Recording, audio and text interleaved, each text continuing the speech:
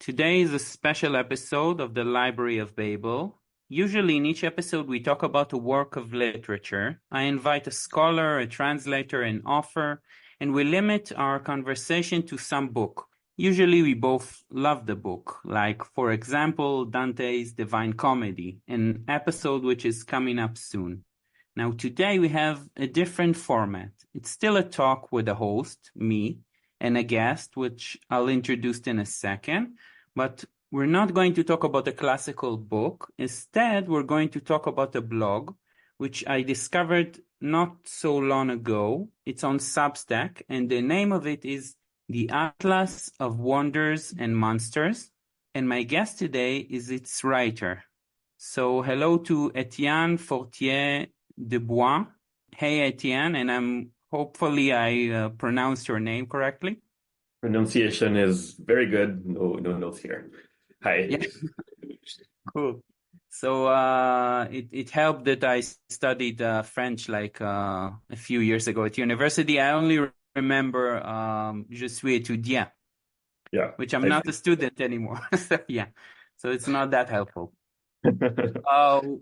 So as I said to you just before we started, today I'm interested in two main themes, let's say, for this talk. I want to talk about a few essays on your blog that I love, and also to hear your thoughts about writing in general, writing on fiction, writing fiction. So first off, how would you introduce yourself in a talk like that? Essentially, I'm asking to hear a little bit about your history as a writer. Yeah. I guess there's no like clear narrative of how I came to write. It's just I guess like most people, something I've always sort of wanted to do, and at some point you just start doing it, you know. I kind of remember the first time I decided to write at like something more ambitious than like essays in school, which I think was in high school. There were always like top like word limits for whatever you wrote, and then so you have to write a short story or whatever in language class, and then you're like limited to 700 words or something. And at some point I was like, hey, I could actually write something on my own, and then I would not have a word limit. That would be fun. And then I started writing a novel that was absolute crap, like most first novels are. Yeah. And over time, at first I wrote a lot of fiction in my spare time. I wrote actually a bunch of novel manuscripts that never went anywhere, tried to publish them, but that never really worked. Published a few short stories in some outlets over time, but like something like 3 of them. Eventually I decided to write more like essays, nonfiction on a blog. That was not that long ago, I guess, maybe in 2017 or something, in French first. That made it harder in terms of just like having an audience. So at some point I decided to try my hand at writing in English. I think that was in 2020, like during the pandemic. And I guess that was a good move. And then overall it sort of grew, and I gave myself the challenge of writing a post per week for like 100 weeks. Like there was this idea at the time floating around in some of the online circles I was in that you had to do 100 things. Like if you want to be, I don't know, if you want to start a new hobby, do the thing 100 times. After that, whatever, if you don't like it, stop. But like 100 times is like quite a lot, but it's still achievable, that you can sort of get an idea of like what it's actually like to do the thing as part of your life, right? So I decided to do that for 100 weeks. I did it, and then I just kept going, and now I'm at on that blog you said Atlas of Wonders and Monsters. I'm now at 182 weeks or something. That's like 3 years and a half, and I've never missed a week. So that's that's the history of how writing became a regular part of my life, I guess. Yeah, which is amazing to write like an essay. You call them essays or post, or how do you call them? Yeah, essay is a nice word. It's fairly general, and usually they're just, they're my thoughts about whatever. Sometimes they're a little bit more researched. Sometimes they're just whatever thoughts. So essay seems to fit well. I call them posts as well. It doesn't really matter. Yeah, it's more distinguished to call them essays, right? An Yeah, essay. yeah. Yeah, yeah, I'm going on a trip, I'm going on a journey, whatever. I mean, you've answered so many of my questions. That's what I love about podcasting. I mean, I write a lot of questions and then I ask one of them and the guest answered like seven. So I've wanted to ask if you wrote fiction, which you said that you started out by writing fiction. I mean, what sort of fiction? Because from reading your blog, it seems to me that if I can venture a guess, it would probably be speculative fiction. Sometimes, yes. I've actually written very, very different things. I do write speculative fiction or science fiction. Once in a while, I guess I've actually started reading more science fiction in the past few years, so I think that's a bigger inspiration. So the one fiction project I have at the moment is kind of in a similar theme to the blog. Is called Atlas of Phantom Islands. I've there's this thing called Phantom Islands. It's a concept where sometimes people will make mistakes when they explore the world in the past centuries, and they would think there's an island somewhere, and then that island would be put on maps, but it doesn't exist. So you would have this phantom on maps. So I've been just writing stories on every phantom island that I could like see in on Wikipedia or something.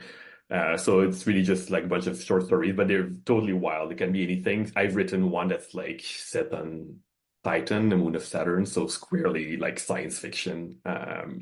Some of them are more just literary fiction of the general kind. Yeah, I've never written a science fiction novel. The one more serious novel project I did, which was my last one, maybe 3 years ago, was more about history, actually. So quite the opposite. Yeah, and I'm interested about, I mean, your move from French to English because I did a similar move from Hebrew to Right. English just recently. And I mean, you're a Canadian, so you're bilingual by birth, I guess. Oh, No? no, no, I wouldn't say that. No, I'm French Canadian and I am French speaking by birth, and English to me, to most people here was, I mean, not a foreign language, I guess, and because it is spoken natively by most of the population of the country, but it does feel like a foreign language. It was a second language we learned in school, probably like you did. Um, Yeah. it's a misconception I guess that some people have. The French speaking parts of Canada are French speaking. That's the language here. English is just another, like, I mean, the lingua franca of the world that you learn in school because it's useful, not because you're Canadian. Hmm. Yeah, interesting. I mean, it does sound like what we have in Israel, where Yeah. we study English at the first grade and onwards. Yeah. Yeah, So it is a exactly. foreign language in that sense. Um, Now, just this week, I think you published an article or an essay or a post or whatever that I found very interesting in regards to our talk today. And I'll quote you the first sentence from it. I mean, you wrote it. It has been dawning on me that this blog, which is obviously the Atlas of Wonders and Monsters, is in a sense about evolution versus intelligent design. Now, what did you mean by that? Because it does seem like you've almost discovered this week the theme of your blog, in a sense. I discover the theme of my blog every now and then, and it's always a different thing. So I don't know if that's necessarily super enlightening, but I do think it fits. It's a thing I notice when I look at what I've been thinking about and writing about. And so evolution versus intelligent design, of course, is usually thought of as that big debate in maybe less active now, but maybe very active 15 years ago or something when there were like new atheists and like debating the creationists on random web forums or also, and even like in public, like Richard Dawkins, people like that. I mean, that's interesting in itself, but I think the opposition between these two concepts is way, way, way, way broader than just like, or what do we think of how life evolved or how life appeared on Earth, which is an interesting question, but like there's more to it, and it's very much, and I think evolution versus intelligent design is this nice, neat opposition of concepts that actually reflects itself in things like, I'm gonna say very, very like grand thing, but like capitalism versus communism, for instance, or um, trying to come up with, like, when writing fiction, like trying to come up with a believable world. How do you do this? Do you sort of try to design every little aspect of your world, or do you sort of try to have it um, evolve from starting conditions? That's probably very vague, but what I mean is, like, there's basically really two approaches to making anything happen. Either you just make starting conditions and let things arise, so that's kind of bottom up, or you say, I want this and that to happen, so that's kind of top down. That's kind of the designed approach. Both have their strength. A lot of my thinking is about how the evolved approach is often less intuitive and therefore seems less desirable, but it's probably what actually works better most of the time in most situations. Did any of that make any sense?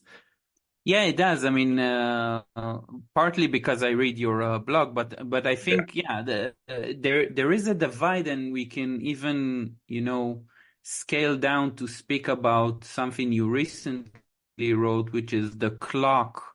I mean, the idea of God as a clockmaker, and then your how did you break it down and to an insight which is very interesting, because you said that you came up with it and then you discovered that 20 years ago it was already Yeah. discovered by someone else, and then maybe David Hume actually thought about it like hundreds of years before it. So what Yeah. is the clock the Yeah, that's how it clockmaker? goes, right? You think you have super original ideas, and then after like 20 seconds of research, you realize it's been said by like 20 different people.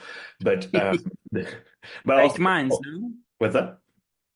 Great minds think Great alike, minds think or alike, or you're just being influenced by everything that came before you, which is fine. What is expected, and even in this case, I was basically taking the watchmaker analogy, the clockmaker, if you prefer, which is something that has been discussed like for a long time, and I knew this, right? So it wasn't a super like original insight, but nevertheless, illuminating. I think the watchmaker analogy is basically the idea that if you find a watch in nature, you will assume that somebody made it. So it's been used to argue for the existence of God, because likewise, there's so much complexity in a clock. There's also a lot of complexity in an organism's anatomy, in a human being, in an animal, in a plant. So it's an analogy. It's called also the analogy by design, right? So you see the clock, you say this must be designed, and so likewise, the human person must be designed. What I discuss in the essay is that this is actually missing a key component of how clocks actually appear, which is that evolution actually plays a large role. In this case, cultural evolution. Nobody went from like the state of nature during prehistory to like there is this very intricate clock there, like in a single step. Like that took centuries of inventing all sorts of clock mechanisms, but also all sorts of techniques to have the materials, right? You had to invent smelting to have metals so you could make little gears, right? And so all of this in like extremely long process of coming up with innovations does have design in it. Like it does have humans in throughout history who were like, I need to solve this problem. So like this top-down idea that like you're trying to do something specific. But the overall process was bottom up. It was just a lot of inventors experimenting with a lot of things, and the better inventions survived and were used by the next generation of inventors, and so on and so on and so on and so on, until in the 1800s you get a clock, and then you get the clockmaker analogy.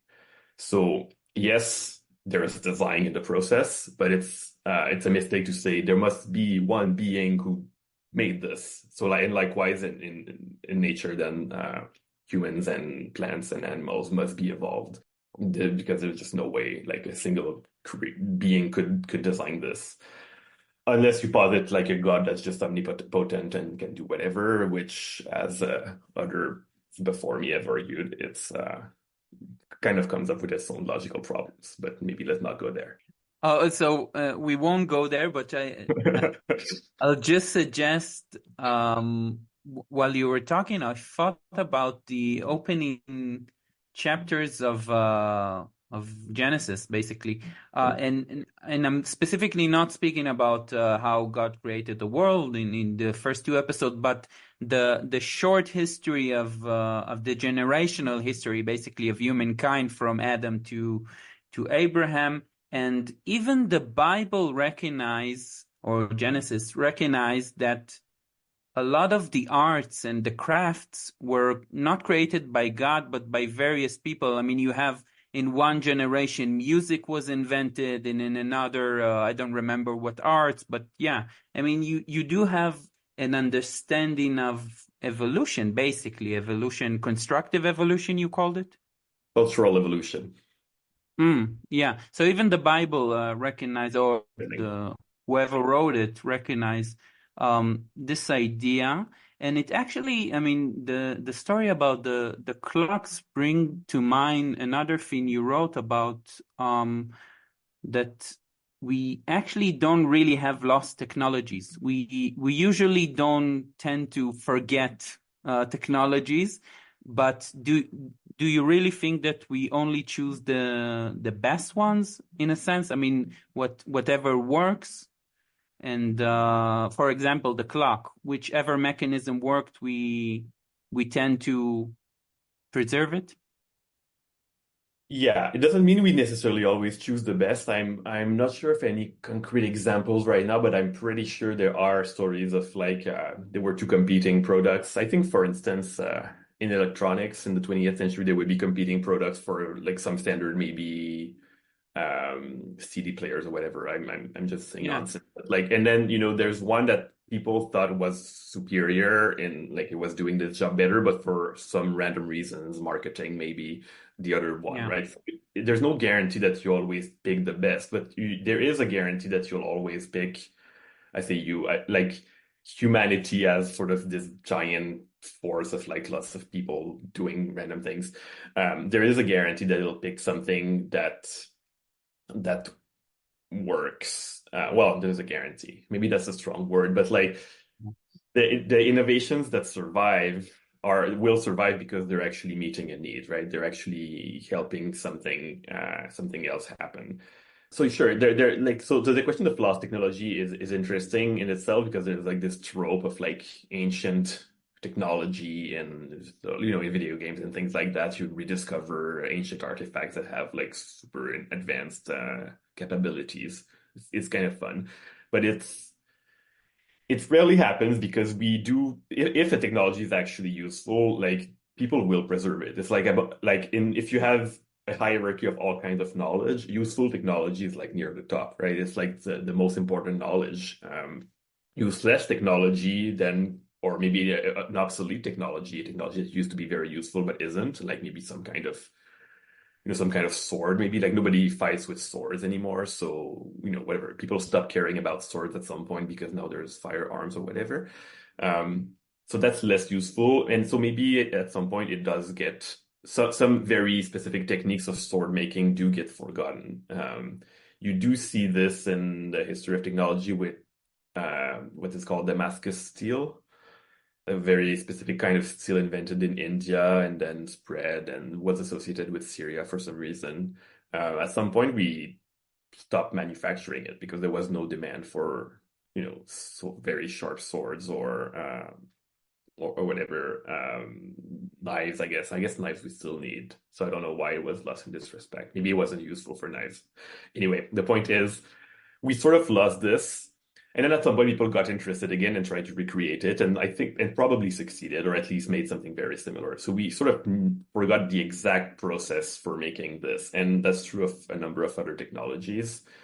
But it's not like we totally forgot some amazing piece of technology. It was something that wasn't very useful anymore. And now if we're curious, we can do it again. So that's basically the story for a lot of these. Yeah, I'm thinking about a person in the Renaissance who is looking back at the 1,000 years he calls the Dark Ages, and looking to Rome and Greece, and isn't he looking at various, I don't know, ways of constructing the world to building buildings that were lost in the Middle Ages, or it's not the case? I mean, I I'm not think, sure.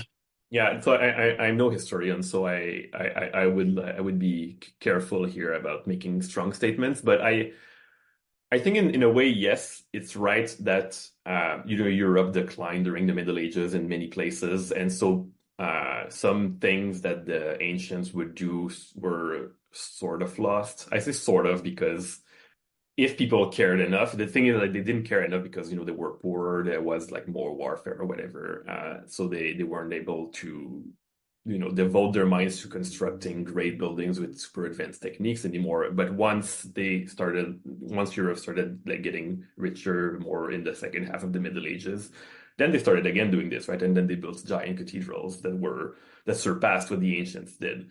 So, and the Renaissance person could be right in some respect, but also, there was mortar. So I think one of the examples that informs this is the idea of cement. There was this idea of like cement being a very advanced Roman construction technique. The dome of the Pantheon in Rome is made of just this just giant dome of concrete. It's very impressive. It's still there 2,000 years later. And sometimes Roman cement is said to be this lost technology. But in the Middle Ages, they were constructing cathedrals using something very similar, like the mortar or other kinds of cement. Maybe the exact recipe for cement that the Romans were using had been lost. And that's the thing that researchers in recent years have tried to replicate with success. I think we basically have a good idea of what it was. So maybe like a Renaissance person could be like, well, we don't have exactly the same capabilities at building things that the Romans did, but at the same time, we also built cathedrals. So it's not like that clear that there was a giant decline. Yeah, does that make sense? Yeah. I think about maybe it's more of a cultural thing to look up to Roman and Greek and maybe be bit idealistic about I don't know polytheism or whatever. I mean, yeah. So it's not necessarily about technologies in that sense. Yeah. Yeah, you could we could discuss other kinds of knowledge, right? Was there a decline in science? I think this is plausible, right? There was some kind of proto-science in the late antiquity that probably got a long period of not being developed very much in Western Europe for several centuries. Was there a decline in philosophy? Was there a decline in the arts? In the arts, that seems also likely in some sense, right? There were the very realistic statues of ancient Greece, and then in the Middle Ages, you look at paintings and they look like totally ridiculous. Yeah. Until But the also Renaissance fun. started inventing perspective and so on. Was that? Yeah, but also very fun. I mean, Also very funny. Oh yeah. Yeah. So like the argument about this technology idea wasn't that there's no decline in loss of knowledge. I think that happens all the time. It's just that for important kind of knowledge, it happens much less than we might be led to think. yeah. And which brings me to another essay about monoculture. I mean, you wrote about the reason why we should maybe populate other planets is because we have essentially in the, I don't know, 100 years or maybe a bit more, one culture is being developed here or disseminated, which is what the American Western culture, let's say, around the world. Yeah. I mean, One I would call model. it the global civilization, maybe. I don't know. It's a mix of lots of things. Right now, the United States, specifically the Western world more broadly, are dominating, but they've expanded, or let's say that they've influenced culturally other non-Western countries. I think a big example is Japan. And Japan has its own culture, but in many ways, it's also basically part of the West. So at some point, it's all starting to look alike, right? Like high placed, like men who occupy high positions basically dress the same all throughout the Yeah. world, even China, right? Nobody is like wearing like the robes of Chinese emperors anymore. Xi Jinping wears like a suit with a tie. So we are in many respects becoming just a big global monoculture. And yeah, the idea explored in that essay about space colonization is that, well, it's still a bit about this theme of like intelligent design versus evolution. In a monoculture is like saying is what happens when you're like, well, there's a best way to do this, and everybody and somebody comes up with it. Maybe the US comes up with it, and then everyone's like, hey, the US is super successful, let's copy them. And in the end, you have a global world where everyone does the same thing. I'm staying abstract, but like this could be about economic systems. This could be about how to dress. It could be about it's any kind of cultural trait, which is basically almost everything that we do, right? And for most things, that's fine. Who cares how people dress? But there is a possibility that at some point you might get a bad element in the culture and bad again, it's hard to sort of define, but it could mean something that over time is detrimental, will lead over the long run to a culture where people are less happy or so on. And if you don't have many different cultures doing very different things, if there's a bad cultural trait that arises, but for some reason seems good at first, then everyone adopts it. And then overall, you get a civilization that maybe declines. I'm not necessarily super convinced that this is a giant threat, but I think something like that is, it is a possibility that there's risk in being a monoculture. There's a possibility that some kind of phenomenon arises and just spreads all over the world. And I have real life examples in my head, but I kind of don't want to say them. Let's take a historical example that most people don't like very much, communism. Right. So I'm very against communism. So sorry to any very left-wing people in the audience here, but like I think communism was a big mistake. It made maybe some sense at the time. It was attractive. And so when it arose, it started spreading and some countries adopted this and it was a mistake. And fortunately, there was a competing system that was better and made communism not spread throughout the world. But suppose communism had been a little better in mimetic potential, let's say, like better at spreading, better at convincing people to the point where every country adopted it. And then there was no alternative anymore because that's just how you do things. I think that would have been bad, right? So that wasn't, but that happened early enough that it was not quite a monoculture, right? The main countries that adopted it, like Russia and China, were not big and important enough to control the entire world. There were other rich and powerful countries like the US and Western Europe. And so in this sense, and at some point, communism started being less and less important. It's gone from Russia. It's basically gone from China, even though they pretend not to. Thanks to like a competing system existing. And of course, you could, if you're anti-capitalist, you could say the same. It's very bad if everyone in the planet is capitalist, because then you don't get alternatives. So of course, that's a valid perspective. Yeah, I mean, we do have a theory that is called capital realism, I think, by Mark Fisher, who basically said that maybe he's quoting someone, but I got it from him, that it's easier to imagine the end of the world than to imagine the end of capitalism. And if we would populate other planets, maybe we'll form a different system, like I don't know, the anarchist state from Ursula Le Guin's novel. I forgot the title, but yeah. I think you're referring to The Left Side of Darkness, I think. No, that's the Dispossessed. The Dispossessed, yeah, where there's this moon with anarchist people living there. Quite an interesting book. Yeah, and she said that she got very interesting letters after publishing the book from various anarchists all over the world. Yeah, it seems that a theme that runs through your work is thinking about complexity, and I do want to. I mean, let's say, which is, you gave an example which is totally correct. 100 years ago, different leaders dressed differently, and now everyone is in a suit and a tie. And if not a tie, I don't know, but the suit Yeah, the Thai is kind necessarily. of on its way out, but yeah. Yeah. But isn't it, I mean, it's 100 years before. I mean, there's, I don't know even how to rephrase the question. There's an aspect of unification. Mhm. I mean, just think about, I don't know, Italy in the time of Dante, in the Middle Ages, Yeah. like the 11th century, 12th century, whatever.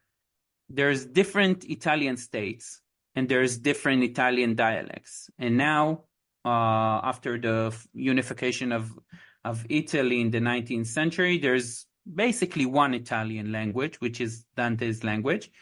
But I mean, doesn't there's a unification aspect, but I mean, complexity isn't supposed to multiply or to be more diverse as time goes along. I mean, it's just two forces that It is bumps a against each other.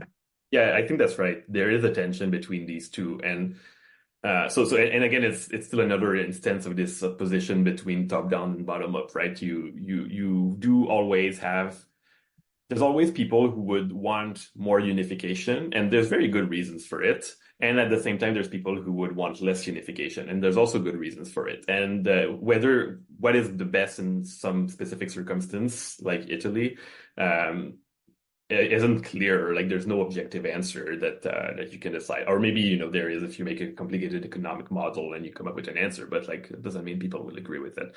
So so I think, and again, I'm not a historian of Italy, but I think there was a movement in the 19th century where people were like, hey, all of us are very similar. We speak similar languages. But we're kind of weak in the face of large countries like France, Austria. UK and so on, the Ottoman Empire, whatever.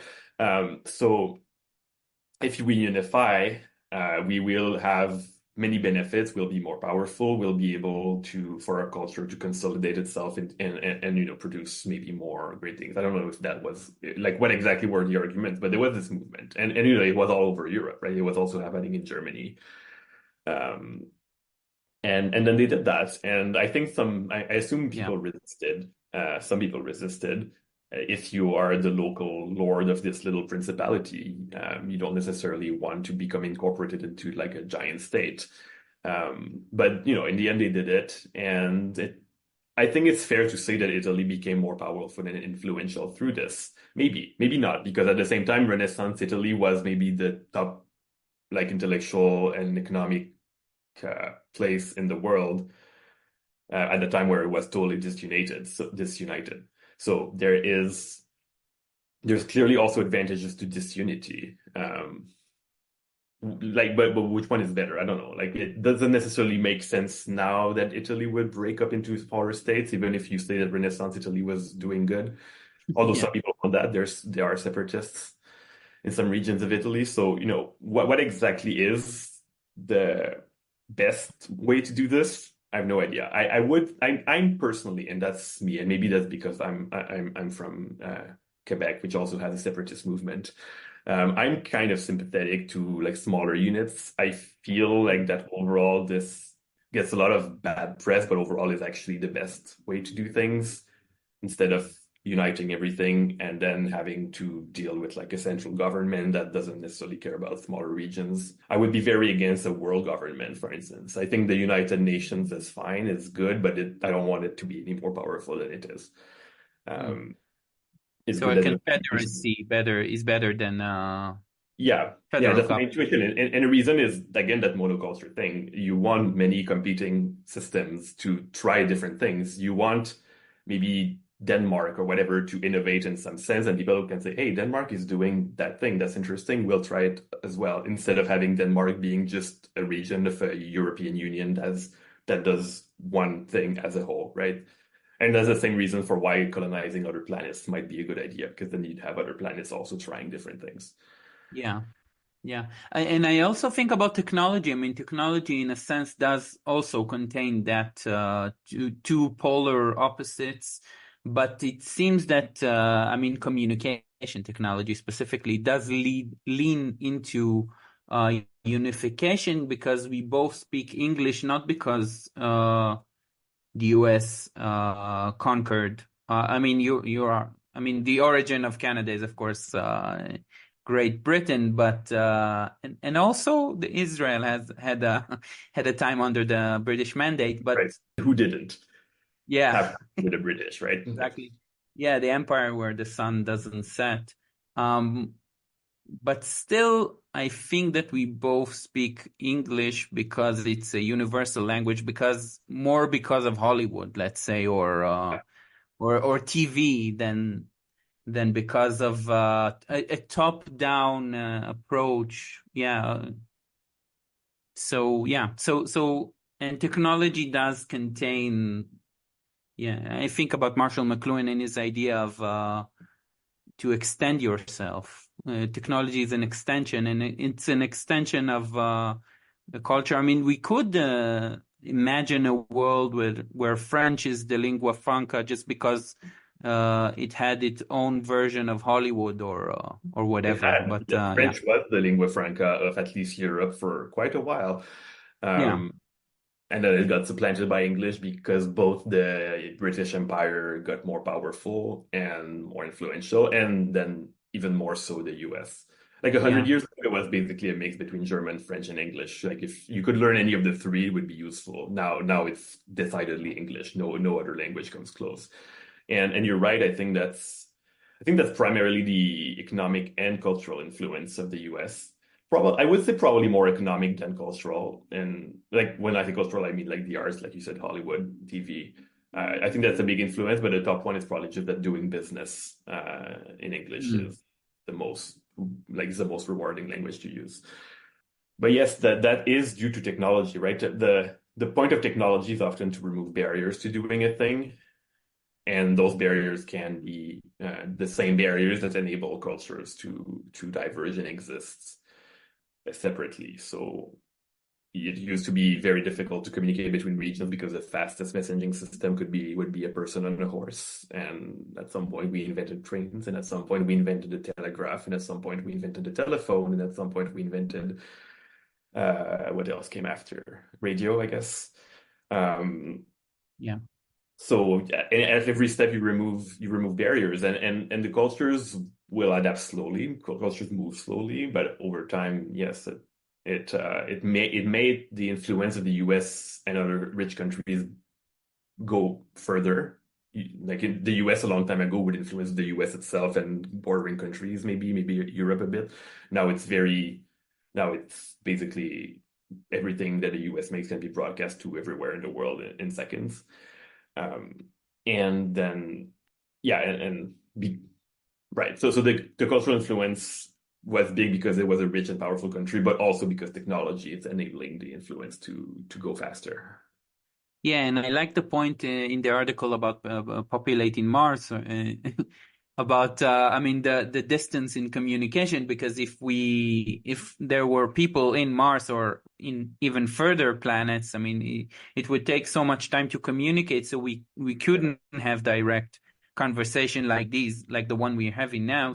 So the culture could be developed more slowly, and yeah, it Yep. wasn't as unified as it is right. Unless unless we come up with a technology that allows faster than light communication, which Yeah. physics suggests will not happen. But maybe if it does, then that's kind of become moot. If we can communicate instantly with anyone in the entire galaxy, then maybe we'll have a galaxy-wide monoculture.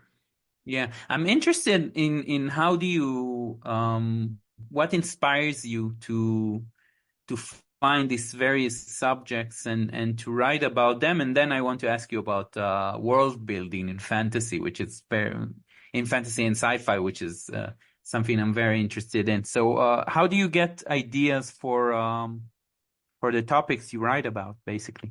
Yeah, I wish I had an answer for this, but I really don't. I don't know. I really like, I don't know if you know the writer Philip Pullman. He wrote a Yeah. sentence that stayed in my mind a long time ago, which is, I don't know where ideas come from, but I know where they come to. They come to my desk. And if I'm not there, then I will miss my ideas. That's Mm. not exactly true for me. I think I get more ideas when I take a walk or take a shower. But yeah, no, and just reading stuff. The just reading stuff, I guess. I don't know stuff, but stuff is I say reading stuff, but that can be books, it can be essays. I am I think intellectually curious person. I think that's basically a prerequisite to be able to write a very wide-ranging blog like this. But I don't have any more specific advice than this. Yeah. And you write and you read history, you read science, you read Yeah, various topics all yeah, across. all across. Which also reminds me something that you wrote about the difference between science and humanity, which was a very interesting essay because you break down all the different things people think that are that differentiate the two domains, and then you get to the point that no, basically scientists doesn't read the classics, and the humanities are obsessed with it. And yeah, it made me think about philosophy. I mean, why should we read Kant if there are better, I don't know, better Mhm. improvements on his ideas, which takes into account I don't know, neuroscience, Yeah. and why should we read him? Which is yeah. I think one of the classic answers is that you learn philosophy and the history of philosophy because the way these ideas arose is interesting and important in its own right. It teaches you how to think, right? If you can compare what Kant wrote with what other people wrote later, you can spot mistakes or spot how things change or and how Kant influence later developments. And so I think that's right. It's true that this is useful, but it is going to be less useful if you're trying to solve a concrete problem, which is why science and technology, like engineering, are kind of more the disciplines that people turn to when they want to solve concrete specific problems, and why philosophy is more is often seen rightly or wrongly as less immediately useful. Yeah, I mean, I do think about scientific domains that would prosper from reading reading widely in terms of maybe I'm clueless when regards to science, but I do think that some domains, maybe neuroscience or something like that, could prosper from or could profit from reading philosophy in terms of getting better metaphors or different metaphors about the brain and Yeah. its function and yeah.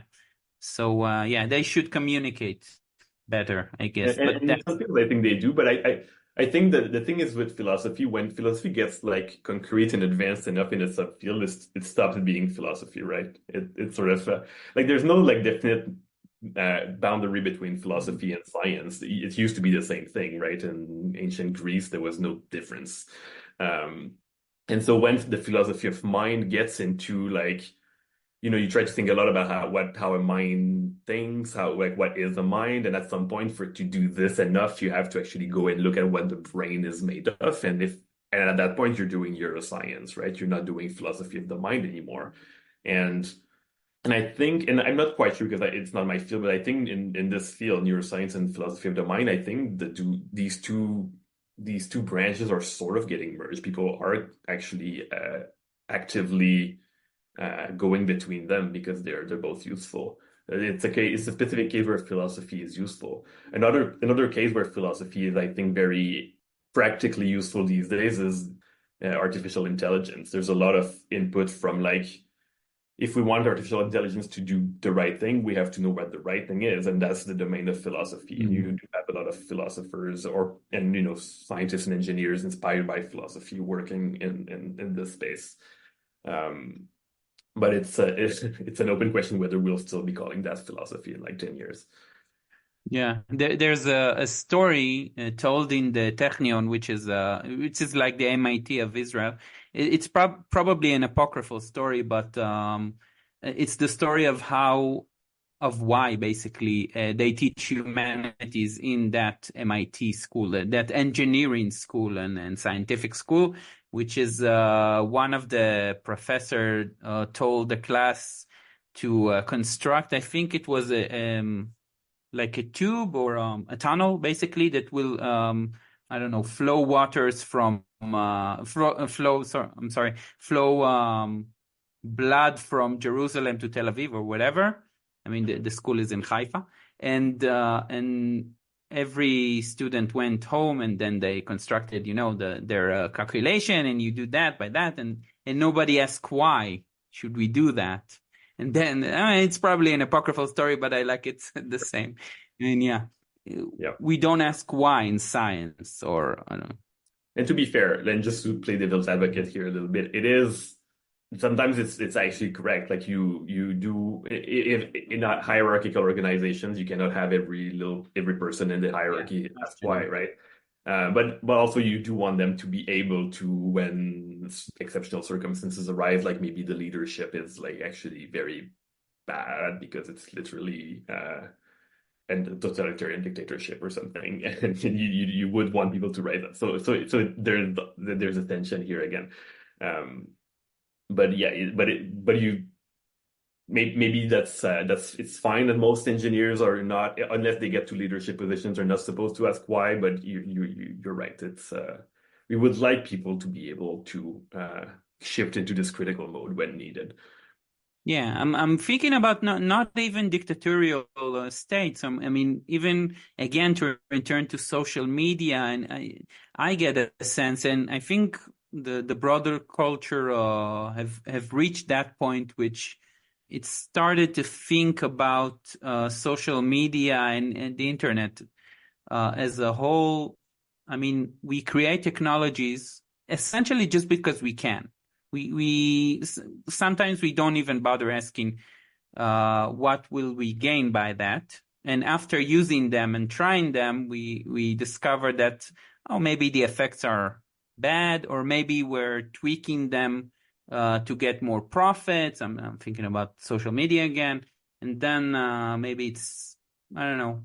I don't even know what I'm asking, but like the idea of creating and progressing, which without actually knowing why and without actually thinking about values, it's essentially, I mean, not every person in the Meta company, it's not Facebook anymore, should question everything they do, but you do want the organization as a whole to ask, what are we actually doing here, right? Yeah, the kind of standard answer to like this whole idea that social media is ruining everyone's lives, which I am sympathetic to. Like, I think my position is more nuanced than this, but like I understand why people say this. But like the actual answer is, and I think Mark Zuckerberg said this once, maybe not, maybe I'm misremembering, but the answer is, well, that's what people wanted, right? Like they tried a thing, Facebook, and at first it was just this random project at Harvard by Mark Zuckerberg, and turned out people very much wanted this, and so it grew and it became that whole thing.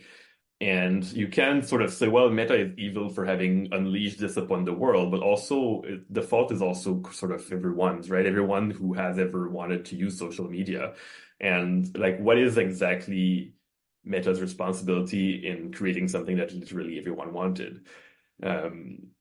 Yeah, but it's a more complex story than that. I mean, he did create a thing that worked, but through the years and with better development and better understanding of the way the mind works and how addiction works in every mind, not just the addictive brain or of addicts or whatever. He is using Facebook and whatever is using technology to hook you and to keep you in there. And I mean, yeah, it's a different conversation, but it actually brings me to the idea of world building. I don't know if Facebook is world building, but it is essentially a world of its own. But you have a very, very interesting thought about, and I've never thought about it in that specific way.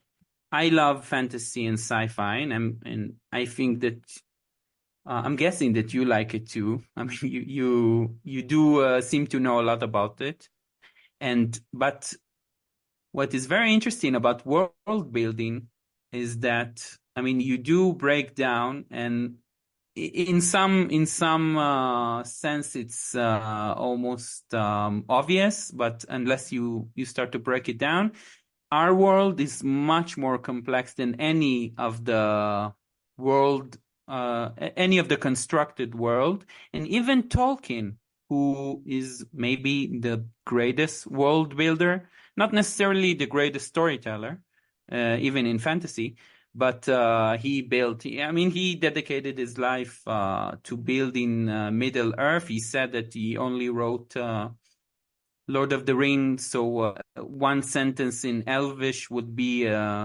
logical. I mean, he built a complete world just to have this one sentence. A star rising on the hour of our meeting, I think that's the sentence. But still, Middle Earth, a place he dedicated decades, and he created languages and whatever, and maps. It's only as complex as half of Denmark.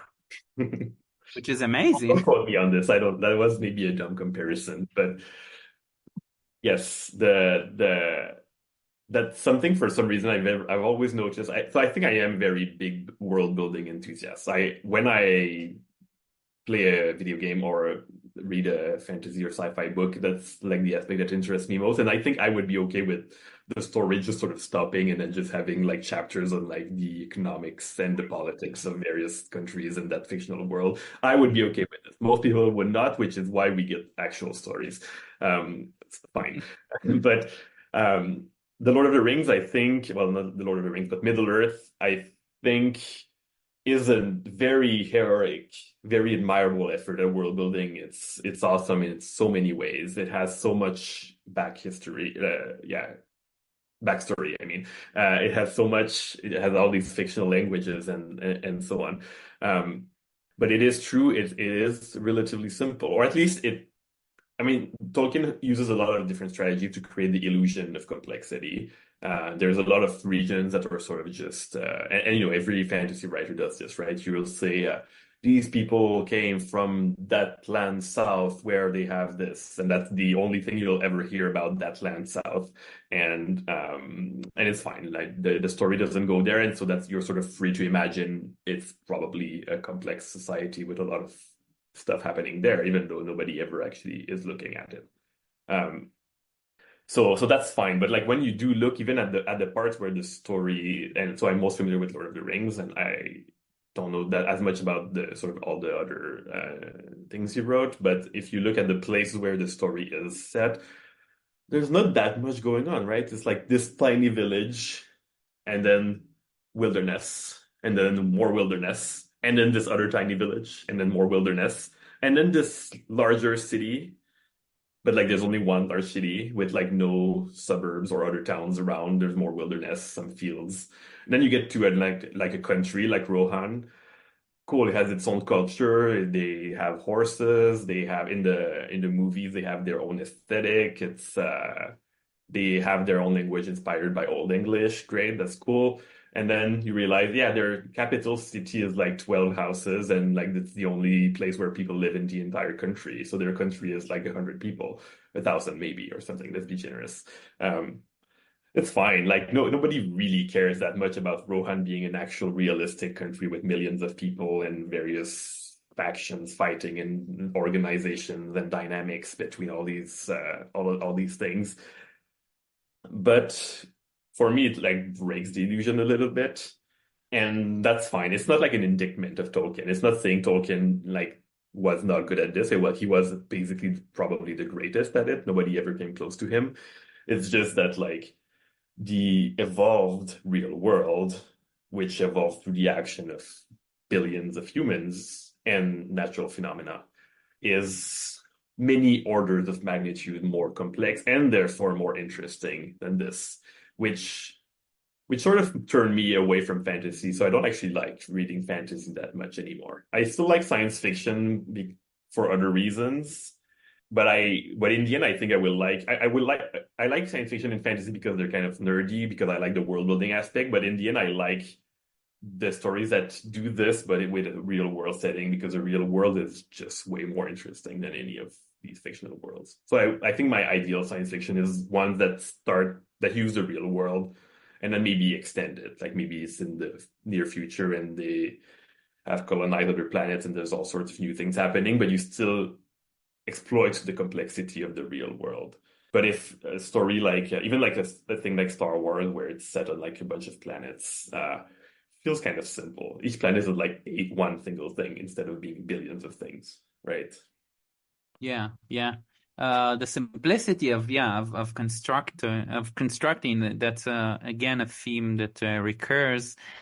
And I think about, I mean, it's so interesting to think about Tolkien that way, because J.R.R. Martin once said in an interview that we, which he means contemporary fantasy writers, are actually bluffing the reader, because we give you only the iceberg, and I mean, the top of the iceberg, and Tolkien created the whole thing, an entire world, and then you say, no, actually, no, it breaks the illusion in the sense that it's not, I mean, the real world doesn't operate. I mean, that's what breaks the illusion. The real world doesn't operate as a few villages somewhere in the wilderness and nothing in between, and interesting. There's just a lot more going on in the real world. Even if in a single country, even in half of Denmark, there's way more happening than in all of Middle Earth that we can look at. But you use your imagination. Even in the real world, you can never have a comprehensive look at what's going on, right? You only ever see a very, very, very tiny part of it. And the reason it's still interesting is that that tiny part is influenced in billions of ways by everything outside of it. Where in fantasy, you still see a tiny part of the imagined world, but the rest is just based on your imagination and a tiny number of hints led by the author. So that's where the difference is. So when you go out and write your I don't know if it's fantasy, but your fiction about the island, which weren't actually there, how do you go out creating a culture?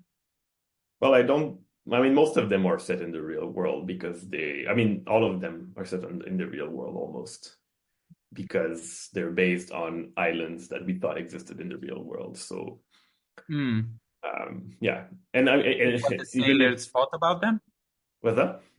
And what the sailors that supposedly saw them thought about them? Yeah, so some of my stories actually sort of are a retelling of the actual real events. Like the ship came there, they saw some foggy something, they were like, there's an island, and then they left. And then somebody else went and tried to find it.